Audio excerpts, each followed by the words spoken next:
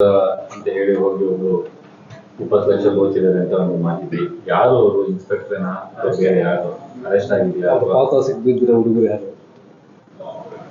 ನಿನ್ನೆ ಮಡಿವಾಳ police station ವ್ಯಾಪ್ತಿಯಲ್ಲಿ ತಡರಾತ್ರಿ ಒಂದು ಕೇಸ್ ರಿಜಿಸ್ಟರ್ ಆಗಿದೆ. ಅದರಲ್ಲಿ 20 ಲಕ್ಷ ಒಂದು ಹೋಟೆಲಿಂದ 3 ಜನ ಕಡೆಯಿಂದ ಕೆಲವು ಪೊಲೀಸ್ ಅವರು ಅಂತ ಹೇಳಿ ಬಂದು ಕಿತ್ಕೊಂಡು ಹೋಗಿದ್ರು.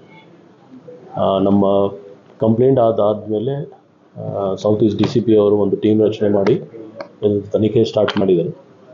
ಮೇಲ್ನೋಟಿಗೆ ಇಲ್ಲಿವರೆಗೆ ಕೆಲವು ಪ್ರೈವೇಟ್ ಪರ್ಸನ್ಸ್ ಅವರು ಪೊಲೀಸ್ ಅಂತ ಹೇಳಿ ಆ ಹೋಟೆಲ್ಗೆ ಹೋಗಿದ್ರು. ಆದರೆ ಇನ್ನೊಂದು ಮಾಹಿತಿ ಆಧಾರದ ಮೇಲೆ ಇನ್ನೊಬ್ಬ ವ್ಯಕ್ತಿ, ಅವರು ಒಬ್ಬ ಇನ್ಸ್ಪೆಕ್ಟರ್ ರ್ಯಾಂಕ್ ವ್ಯಕ್ತಿ ಕೂಡ ಇದರಲ್ಲಿ ಶಾಮೀಲ್ ಇರ್ಬೋದಂತ ಹೇಳ್ಬಿಟ್ಟು ಮಾಹಿತಿ ಬರ್ತಾಯಿದೆ. ಆಧಾರದ ಮೇಲೆ ನಮ್ಮ ತನಿಖೆ ನಡೀತಾ ಇದೆ. ಏನು ವೆಹಿಕಲ್ ಯೂಸ್ ಆಗಿತ್ತು ಆ ವೆಹಿಕಲ್ ನಾವು ಸೀಸ್ ಮಾಡಿದ್ದೀವಿ.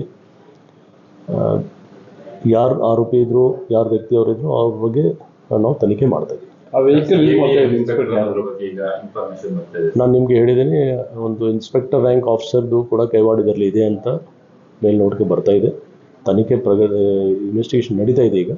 ಸೊ ಇನ್ನೂ ಪ್ರೋಗ್ರೆಸ್ ಆದಮೇಲೆ ನಾನು ತಿಳಿಸ್ತೀನಿ. ಇಲ್ಲ, ಈಗ ಇದರಲ್ಲಿ ಕೆಲವು ಜನದ ಇನ್ವಾಲ್ವ್ಮೆಂಟ್ ಇದೆ. ಎಲ್ಲರೂ ಸಿಕ್ಕಿದ ಮೇಲೆ ಎಲ್ಲ ಮಾಹಿತಿ ಗೊತ್ತಾಗುತ್ತೆ. ಆದರೆ ಈಗ ಟೋಟಲ್ ಏನು ದುಡ್ಡು ಹೋಗಿತ್ತು ಆ ಟೋಟಲ್ ರಿಕವರಿ ಆಗಿದೆ. ಮತ್ತು ಟೋಟಲ್ ರಿಕವರಿ ಪ್ಲಸ್ ಜನ ಕೂಡ ಸಿಕ್ಕಿದ್ದಾರೆ ಕೆಲವರು. ಇನ್ನೂ ಕೆಲವ್ರ ಬಗ್ಗೆ ನಮ್ಮದು ಟೀಮ್ಸ್ ಬೇರೆ ಬೇರೆ ಕಡೆ ಹೋಗಿದೆ.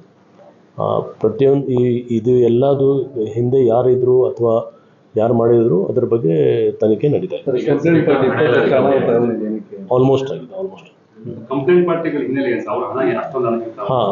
ಅದನ್ನು ಇನ್ನೊಂದು ಕಡೆ ನಾವು ಪರಿಶೀಲನೆ ಮಾಡ್ತೇವೆ. ಯಾಕೆಂದರೆ 20 ಲಕ್ಷ ಹಣ ಎಲ್ಲಿಂದ ಬಂತು, ಯಾವ ಕಾರಣಕ್ಕೆ ಬಂತು ಅದನ್ನು, ಯಾಕೆಂದರೆ ಅವರು ಬೇರೆ ಬೇರೆ ಕಾರಣ ಹೇಳ್ತಾ ಇದ್ದಾರೆ. ಮತ್ತು ಆರೋಪಿ ಯಾರು ಸಿಕ್ಕಿದ್ರು ಅವರು ಕೂಡ ಬೇರೆ ಕಾರಣ ಹೇಳ್ತಾಯಿದ್ರು. ಬಟ್ ಒಟ್ಟಾಗಿ ಆ ಅಮೌಂಟ್ ಏನು ಮಿಸ್ಸಿಂಗ್ ಆಗಿತ್ತು, ಅಲ್ಲಿಂದ ದೋಚಿ ಹೋಗಿದ್ರು, ಆ ಅಮೌಂಟ್ದು ಮ್ಯಾಕ್ಸಿಮಮ್ ಪೋರ್ಷನ್ ರಿಕವರಿ ಆಗಿದೆ. ಕೆಲವು ಜನ ಇನ್ನೂ ಅರೆಸ್ಟ್ ಆಗಬೇಕು. ಮತ್ತು ನಮ್ಮ ಒಬ್ಬ ಇನ್ಸ್ಪೆಕ್ಟರ್ದು ಏನು ಕೈವಾಡ ಇದರಲ್ಲಿ ಕಾಣ್ತಾ ಇದೆ, ಅವರು ಕೂಡ ನಾವು ವಶಕ್ಕೆ ತಗೊಂಡು ಅವ್ರಿಗೆ ಸದ್ಯಕ್ಕೆ ಅವ್ರಿಗೆ ಸಿಕ್ಕಿಲ್ಲ. ಓಕೆ.